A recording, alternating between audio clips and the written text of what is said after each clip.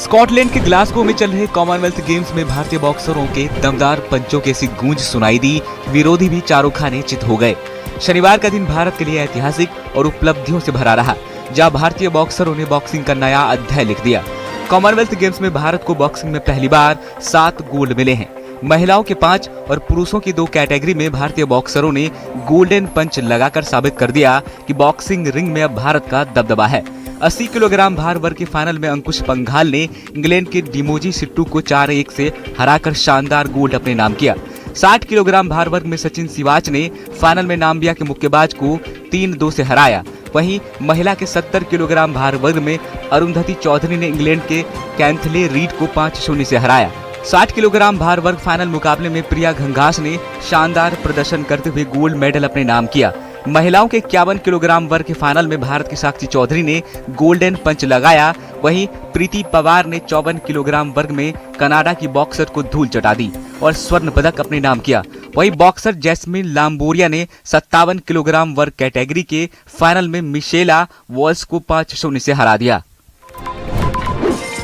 देवों के देव महादेव की श्रद्धा मन में लिए लाखों कावड़िए कावड़ यात्रा पर निकले हैं। डगर कठिन है लेकिन उत्साह कम नहीं। कदम कदम पर बोल बम के जयकारे गूंज रहे हैं। यात्रा के दौरान कुछ कावड़ों ने ध्यान खींचा। वहीं कावड़ियों की सुरक्षा के लिए पुख्ता इंतजाम किए गए हैं। कावड़ यात्रा में मुजफ्फरनगर में एक ऐसी कावड़ लोगों के आकर्षण का केंद्र बनी है जो देखने में करीब 5.5 करोड़ रुपए के मैकलॉरन स्पोर्ट्स कार जैसी नजर आती है। इस डमी स्पोर्ट्स कार में भगवान शिव की प्रतिमा विराजमान है। बागपत में अनोखी कावड़ चर्चा का विषय बनी हुई है, जिसमें भगवान शंकर तो विराजमान है। इस कावड़ को जिम वाली कावड़ कहा जा रहा है। इस कावड़ का खास मकसद युवाओं को नशा छोड़ने और सेहत पर ध्यान देने का है।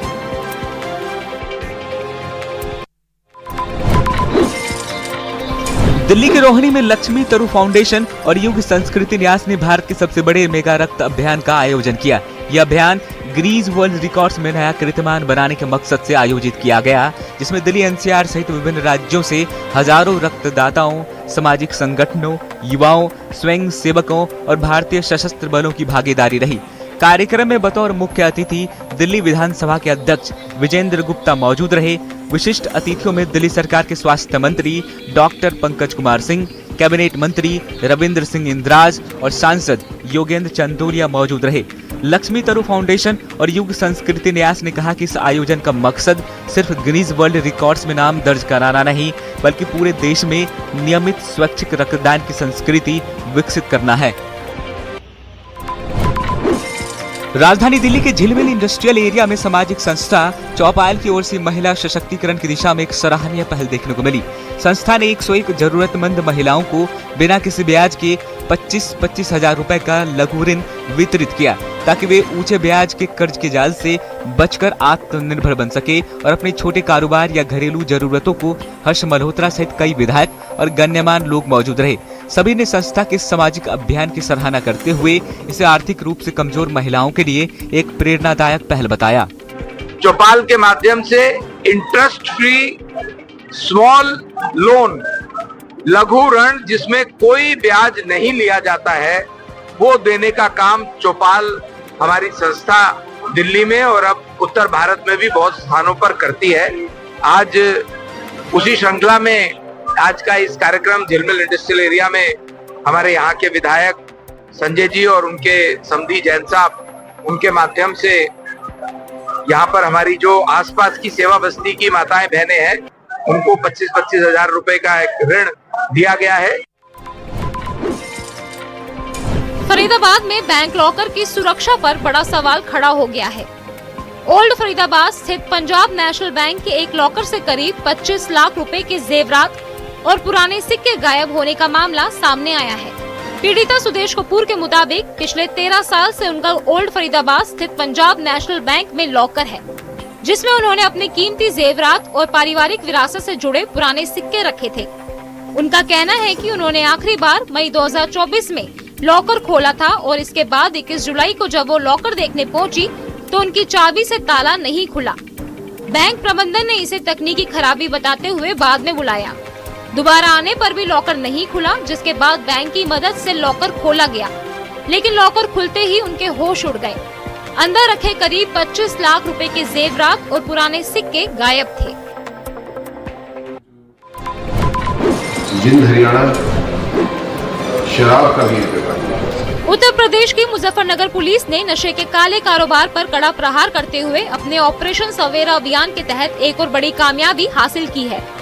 बुढ़ाना थाना पुलिस के हत्थे चढ़ा ये शातिर तस्कर बिहार और झारखंड से अफीम लाकर यूपी, हरियाणा और पंजाब के हाईवे पर ट्रक चालकों को सप्लाई किया करता था। पुलिस ने इस अंतर्राष्ट्रीय तस्कर के कब्जे से लाखों रुपए कीमत की भारी मात्रा में अवैध अफीम बरामद कर उसके नापाक मंसूबों पर पानी फेर दिया है। आरोपी का आपराधिक इतिहास बेहद लंबा है और उस पर विभिन्न राज्यों में पहले से ही कई संगीन मुकदमे दर्ज है। इस सनसनीखेज गिरफ्तारी से पुलिस ने ड्रग्स के इस बड़े सिंडिकेट का पर्दाफाश कर दिया है, जिससे अपराधियों में अब हड़कंप मच गया है।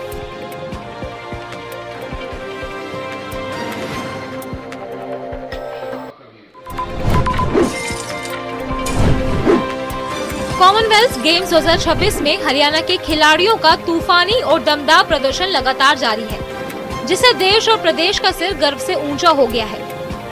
बॉक्सिंग रिंग से लेकर तमाम अन्य खेलों में राज्य के होनहार खिलाड़ियों ने अपने उत्कृष्ट कौशल का लोहा मनवाया है। खास तौर पर बॉक्सिंग में हरियाणा की दो होनहार बेटियों प्रीति और जासमिन ने स्वर्णिम सफलता हासिल कर इतिहास रच दिया है। इन दोनों स्टार्स बॉक्सर्स के गले में गोल्ड मेडल सचते ही पूरे प्रदेश में जश्न का माहौल और खुशी की लहर दौड़ गई है। इस ऐतिहासिक उपलब्धि का असर राज्य के कोने कोने में साफ नजर आ रहा है, विशेषकर करनाल के बॉक्सिंग प्रशिक्षण केंद्रों में। करनाल के युवा खिलाड़ी इन दोनों महिला चैंपियंस की शानदार जीत से बेहद उत्साहित और ऊर्जा से ओतप्रोत दिखाई दे रहे हैं। स्थानीय उभरते हुए बॉक्सर्स का मानना है कि प्रीति और जैस्मिन की ये कड़ी मेहनत और सफलता उनके लिए सबसे बड़ी प्रेरणा बन चुकी है।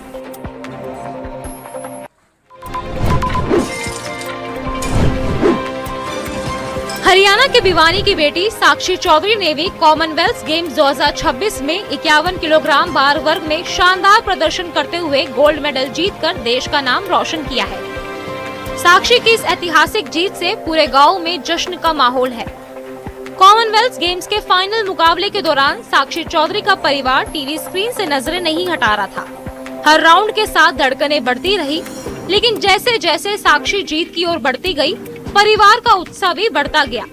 मुकाबला खत्म होने के बाद जैसे ही रेफरी ने साक्षी का हाथ विजेता के रूप में उठाया, घर में खुशी का ठिकाना नहीं रहा और परिजनों ने भारत माता की जय और इंडिया इंडिया के नारों के साथ जीत का जश्न मनाया।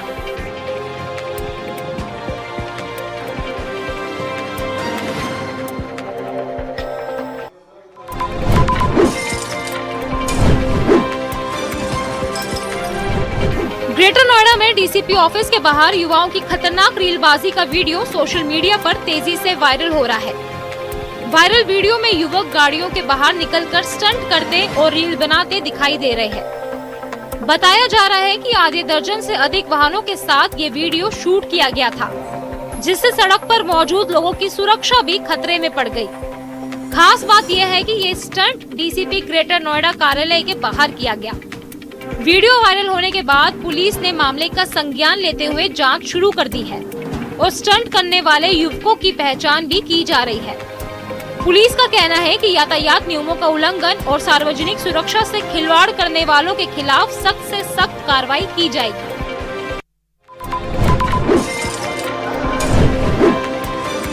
बारिश का पानी अगर सहेजा जाए तो वही भविष्य में पानी की कमी का बड़ा समाधान बन सकता है और इसी सोच के साथ दिल्ली सरकार ने जल संरक्षण की दिशा में एक नई पहल की है। मुख्यमंत्री रेखा गुप्ता ने दिल्ली सचिवालय में कैच द रेन कार्यक्रम की शुरुआत की और इस मौके पर उन्होंने रोहतास नगर विधानसभा के स्वयंसेवकों को रेन वाटर हार्वेस्टिंग किट वितरित की है, ताकि बारिश के पानी के संरक्षण और रेन वाटर हार्वेस्टिंग को जन जन तक पहुंचाया जा सके। यह अभियान प्रधानमंत्री नरेंद्र मोदी के कैच द रेन अभियान से प्रेरित होकर बताया जा रहा है। कार्यक्रम का उद्देश्य बारिश की हर बूंद को सहेजना और राजधानी में जल संरक्षण की व्यवस्था को मजबूत करना है। सरकार का कहना है कि जन भागीदारी के जरिए जल संरक्षण को एक जन आंदोलन का रूप देने की दिशा में ये अभियान अहम भूमिका निभाएगा।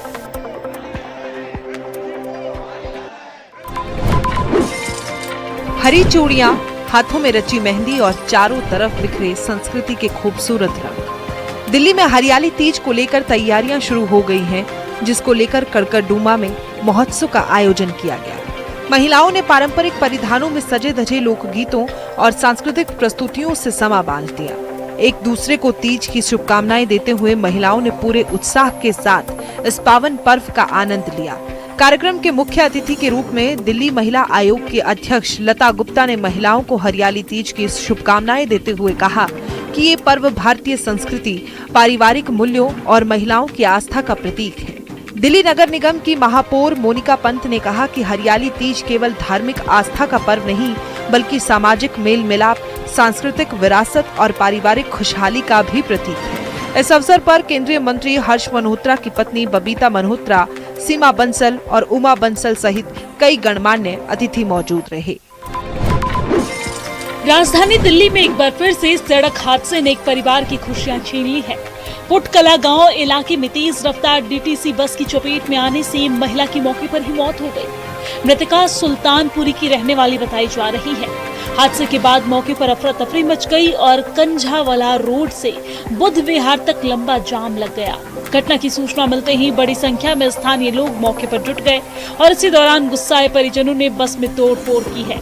सूचना मिलने पर दिल्ली पुलिस मौके पर पहुंची। शव को कब्जे में लेकर पोस्टमार्टम के लिए संजय गांधी अस्पताल भेज दिया गया है और मामले की जांच शुरू कर दी गई है। पुलिस आसपास मौजूद लोगों से पूछताछ कर रही है।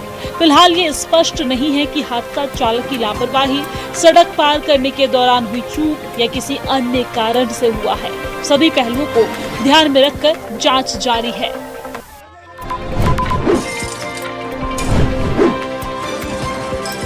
सोशल मीडिया पर लाइक्स और व्यूज की होड़ में नियमों को ताक पर रखने का सिलसिला थमने का नाम नहीं ले रहा है। दरअसल ग्रेटर नोएडा से सामने आया है एक वीडियो इसी लापरवाही की तस्वीर को पेश कर रहा है। वायरल वीडियो में आधा दर्जन से अधिक वाहनों का काफिला दिखाई देता है, जिसमें कुछ युवक चलती गाड़ियों से बाहर निकलकर स्टंट करते और रील बनाते नजर आ रहे हैं। हैरानी की बात तो ये है कि ये कथित स्टंट डीसीपी ग्रेटर नोएडा कार्यालय के सामने किया गया। वीडियो सोशल मीडिया पर वायरल होने के बाद पुलिस ने मामले का संज्ञान लिया। अब वीडियो के आधार पर वाहनों और युवकों की पहचान की जा रही है। पुलिस का कहना है कि यातायात नियमों का उल्लंघन कर लोगों की जान जोखिम में डालने वालों के खिलाफ नियमानुसार कार्रवाई की जाएगी। मामले की जांच फिलहाल जारी है।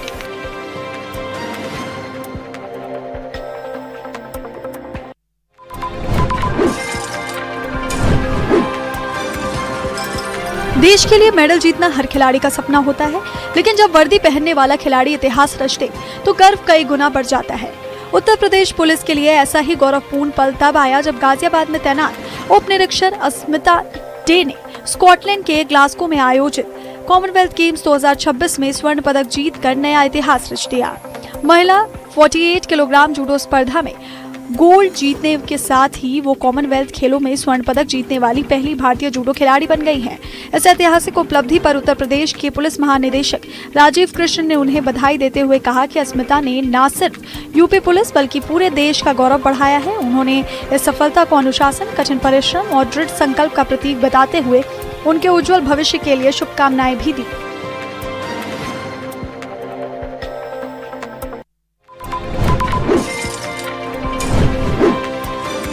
कॉमनवेल्थ गेम्स 2026 के पुरुष जैवलिन थ्रो फाइनल में भारत ने शानदार प्रदर्शन करते हुए 2 पदक अपने नाम किए। स्टार एथलीट नीरज चोपड़ा ने 85.83 मीटर के सर्वश्रेष्ठ थ्रो के साथ सिल्वर मेडल जीता, जबकि यशवीर सिंह ने आखिरी प्रयास में 85.41 मीटर का पर्सनल बेस्ट थ्रो फेंककर ब्रॉन्ज मेडल अपने नाम किया। गोल्ड मेडल श्रीलंका के रुमेश पतिरागे ने 89.75 मीटर के साथ शानदार थ्रो के साथ जीता।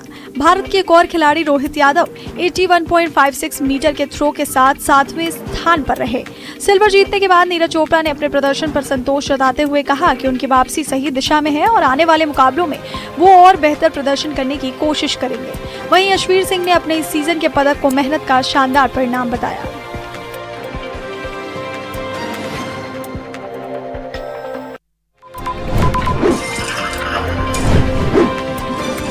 कहते हैं हादसे के बाद हर मिनट जिंदगी और मौत के बीच का फासला तय करता है, लेकिन अगर मदद पर समय ना पहुंचे तो यही इंतजार किसी की आखिरी सांस बन सकता है।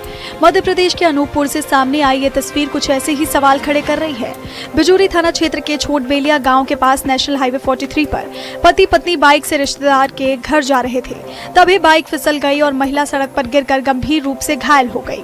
पूरी घटना पास लगे सीसीटीवी कैमरे में कैद हो गई। स्थानीय लोगों का आरोप है कि सूचना देने के बावजूद 108 एम्बुलेंस समय पर नहीं पहुंची। इसके बाद महिला को बाइक से ही प्राथमिक स्वास्थ्य केंद्र और फिर जिला अस्पताल के लिए ले जाया गया, लेकिन रास्ते में उसकी मौत हो गई। अब एम्बुलेंस सेवा की कार्यप्रणाली पर सवाल उठ रहे हैं, जबकि मामले की जांच की मांग भी तेज हो गई है।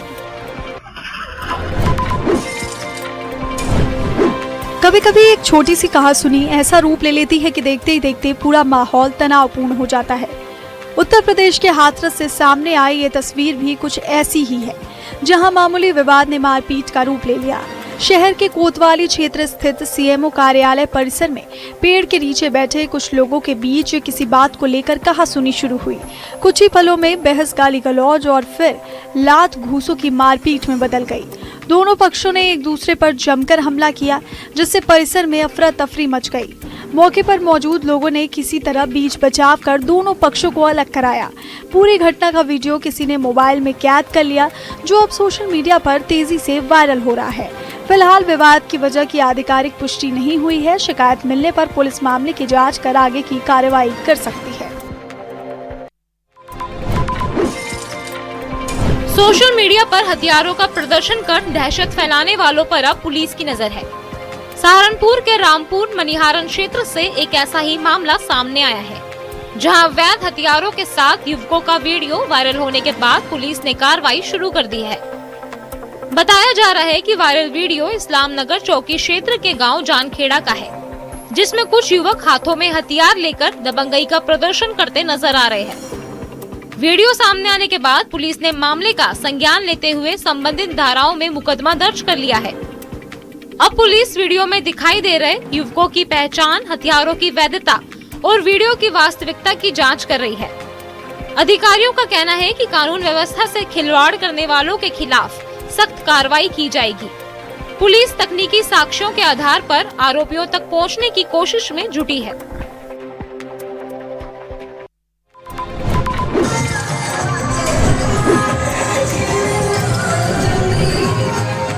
सरकारी कार्यक्रमों की गरिमा को लेकर एक बार फिर सवाल खड़े हो गए हैं। उत्तर प्रदेश के मेरठ से एक कथित वीडियो सोशल मीडिया पर तेजी से वायरल हो रहा है, जिसमें सरकारी ड्राइवर की रिटायरमेंट पार्टी के दौरान डांस कार्यक्रम होता दिखाई दे रहा है। बताया जा रहा है कि ये आयोजन सोराब गेट बस डिपो में स्टेज लगाकर किया गया था। वायरल वीडियो में परिवहन विभाग के कई अधिकारी, जिनमें एआरएम के भी मौजूद होने का दावा किया जा रहा है, वो भी डांस का आनंद लेते नजर आ रहे हैं। वीडियो सामने आने के बाद विभाग में हलचल मच गई है और पूरे मामले को लेकर तरह तरह की चर्चाएं हो रही है। हालांकि इस वायरल वीडियो की स्वतंत्र पुष्टि नहीं हुई है। वहीं वीडियो के सार्वजनिक होने के बाद आयोजन और उसमें अधिकारियों की कथित मौजूदगी को लेकर सवाल उठने लगे हैं। विभाग की ओर से आधिकारिक प्रतिक्रिया का भी इंतजार बना हुआ है।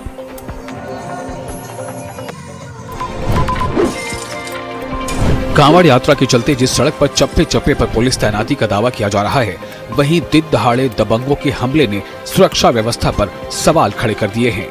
मेरठ के मवाना थाना क्षेत्र के सठला गांव में रेस्टोरेंट के बाहर खड़े एक युवक पर आधा दर्जन युवकों ने लाठी डंडों से हमला कर दिया। आरोप है कि हमलावर ब्लैक रंग की स्कॉर्पियो से पहुंचे और युवक को बुलाने के बाद उस पर ताबड़तोड़ वार शुरू कर दिया। हमले में युवक गंभीर रूप से घायल हो गया है। ऐनी शाहिदीन के मुताबिक सड़क से गुजर रहे वाहनों के नीचे आने से युवक बाल बाल बचा। हैरानी की बात यह है कि घटना स्थल से महज 50 मीटर की दूरी पर पुलिस चौकी मौजूद है। पीड़ित के शरीर पर चोटों के निशान हमले की गंभीरता बयां कर रहे हैं। वहीं पीड़ित पक्ष ने पुलिस की कार्रवाई पर सवाल उठाते हुए आरोप लगाया है कि मामले को हल्की धाराओं में दर्ज किया गया। पुलिस की ओर से मामले की जांच की जा रही है।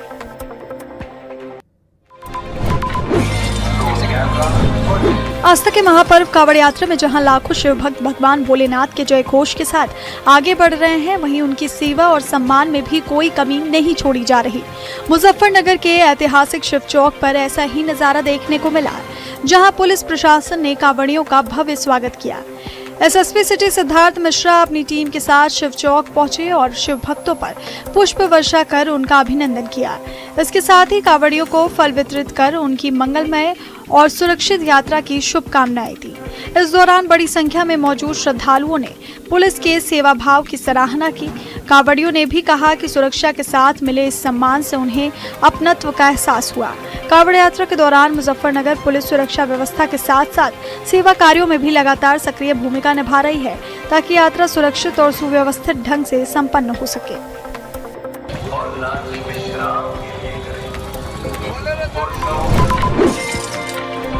कहते हैं कि जब आस्था एक हो तो पूरा गांव एक परिवार बन जाता है। मुजफ्फरनगर में कांवड़ यात्रा के दौरान ऐसा ही अद्भुत नजारा देखने को मिला, जहां मध्य प्रदेश के मुरैना जिले के कुआंपुर गांव से आए 150 से ज्यादा शिव भक्त एक साथ पदयात्रा करते नजर आए। गौमुख से पवित्र गंगा जल लेकर निकला ये विशाल कांवड़ दल शुक्रवार रात मुजफ्फरनगर पहुंचा, जिसे देखकर स्थानीय लोग भी उत्साहित हो उठे।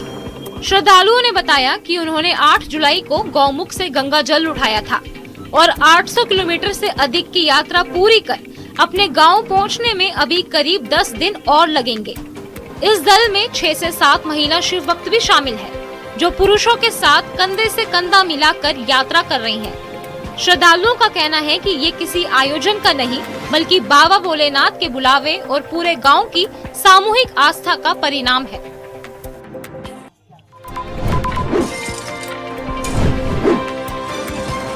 रात के सन्नाटे में चोरों ने ऐसी सेंध लगाई कि सुबह होते ही कारोबारियों के होश उड़ गए। राजस्थान के उदयपुर जिले के मावली कस्बे में ज्वेलर्स की 2 दुकानों में लाखों रुपए के सनसनीखेज चोरी का मामला सामने आया है। वारदात का सीसीटीवी फुटेज भी सामने आया है, जिसमें चोर 2 थैलों में सोने चांदी के जेवरात और नकदी भरकर फरार होते साफ दिखाई दे रहे हैं। शुरुआती जानकारी के मुताबिक चोर दुकान के पीछे की दीवार में सुराख कर अंदर घुसे और पूरी वारदात को अंजाम दिया। आशंका है कि करीब 15 किलो चांदी के जेवर, सोने के आभूषण और नकदी चोरी हुई है। दोनों दुकानें काका भतीजा की बताई जा रही है। घटना की सूचना मिलते ही पुलिस मौके पर पहुंची और जांच शुरू कर दी। फिलहाल पुलिस सीसीटीवी फुटेज के आधार पर आरोपियों की पहचान कर उनकी तलाश में जुटी है। मैं कहीं घूमूं तो इन्हें बुरा लग जाता है। कौन से संत हैं जो मतलब संत से ज्यादा मेरी सास बन गए कि हर बात पे ये मुंह फुला लेते। मॉडल से साध्वी बनी हर्षा रिछारिया उर्फ साध्वी हर्षानंद गिरी एक बार फिर इस वीडियो से सुर्खियों में आ गई हैं, जिन्होंने साधु संतों पर ऐसा तंज कसा है। हर्षा ने कहा कि कुछ संत उनकी हर बात पर आपत्ति जताते हैं और संत से ज्यादा मेरी सास बन गए हैं। बता दें कि हर्षा रिछारिया ने 18 अप्रैल को उज्जैन के मौनी तीर्थ आश्रम में महामंडलेश्वर सुमनानंद से दीक्षा लेकर संन्यास ग्रहण किया था। उनका कहना है कि अगर कोई संत ये गारंटी दे कि उनके आश्रम में उन्हें बेटी की तरह पूरी सुरक्षा मिलेगी तो वो वहीं रहने को तैयार हैं। उन्होंने कहा कि आज के समय में महिलाओं की सुरक्षा सबसे बड़ा सवाल है। इसी वजह से उन्होंने फिलहाल अपने माता पिता के घर को ही सुरक्षित विकल्प माना है। रात के अंधेरे में सड़क पर अचानक दिखा एक जंगली मेहमान और फिर शुरू हो गई इलाके में दहशत। राजस्थान के उदयपुर जिले के गोगुंदा क्षेत्र में एक बार फिर लेपर्ड की मौजूदगी ने ग्रामीणों की चिंता बढ़ा दी है। देर रात नांदेशमा डोल मार्ग पर चामुंडा माता मंदिर के पास मुख्य सड़क पर एक लेपर्ड घूमता हुआ दिखाई दिया। क्रेन लेकर जा रहे 2 युवकों की नजर जब लेपर्ड पर पड़ी तो उन्होंने तुरंत मोबाइल कैमरे में उसकी तस्वीरें कैद कर ली। वाहन को अपनी ओर आता देख लेपर्ड सड़क किनारे बनी दीवार पर चढ़ गया और कुछ देर तक वहीं बैठा रहा। नांदेशमा निवासी कृष्ण गोपाल पालीवाल ने भी हिम्मत दिखाते हुए उसका वीडियो रिकॉर्ड किया। बाद में लेपर्ड दीवार फांदकर जंगल की ओर चला गया। ग्रामीणों का कहना है कि क्षेत्र में लगातार लेपर्ड की मूवमेंट देखी जा रही है, जिससे लोगों में डर लगातार बना हुआ है। हजारीबाग जिले के चलकुशा थाना क्षेत्र के बेडमकी गांव में जंगली हाथियों के हमले में एक व्यक्ति की जान चली गई। मृतक की पहचान बेडमकी गांव निवासी शंकर पंडित के रूप में हुई है। मिली जानकारी के अनुसार अहले सुबह शंकर पंडित किसी काम से अपने घर से बाहर निकले थे। इसी दौरान वे बराबर नदी के आसपास विचरण कर रहे लगभग 25 जंगली हाथियों के झुंड की चपेट में आ गए। इन जंगली हाथियों ने उन्हें बेरहमी से कुचल दिया, जिससे मौके पर ही उनकी दर्दनाक मौत हो गई। घटना की सूचना मिलते ही पुलिस और वन विभाग की टीम ने तुरंत मौके पर पहुंचकर शव को कब्जे में लिया और पोस्टमार्टम कराने के बाद परिजनों को सौंप दिया। लगातार जंगली हाथियों का ये झुंड उत्पात मचा रहा है। इस हादसे के बाद से पूरे इलाके में खौफ और दहशत का माहौल है। ग्रामीणों में वन विभाग के प्रति भारी रोष है। स्थानीय ग्रामीणों ने वन विभाग से हाथियों के झुंड को गांव और आसपास के इलाकों से दूर खदेड़ने की गुहार लगाई है। वहीं वन विभाग की टीम ने ग्रामीणों से सतर्क रहने और हाथियों के झुंड से सुरक्षित दूरी बनाए रखने की अपील की है।